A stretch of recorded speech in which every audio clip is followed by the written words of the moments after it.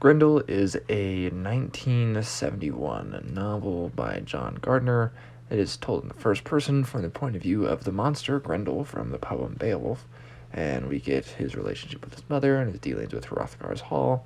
I was surprised actually how much Gardner keeps the language of Beowulf, which I, I appreciate. I wasn't expecting it. Mind, though, it's not in a difficult sense. It's very easy to read, and not it is not written like Beowulf, I should say. And just some of the vocabulary is obviously taken from the poem, right, to give a sense of it at least. In fact, part of the poem is recited in the book. It makes sense in context too, but I thought it was an interesting idea.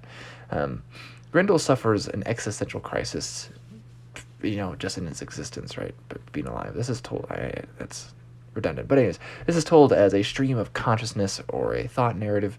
It's demented in a sense. It's also very human, or at least it feels like it. I think we're supposed to connect with Grendel, which we don't at all in Beowulf, right? So some things are interesting, though. Grendel matures some as the book and time goes by. Still, he's a rather tormented fellow. One thought he has later in the book I find intriguing is that the future and the past don't exist. It's obviously leading to some certain brand of philosophy. It definitely makes you feel for the wretch that he is, who feels thoughtfully human in like his thoughts, right? Now, I'm not going to care still while reading Beowulf. That's not the point. It's managed here. I think it's done okay.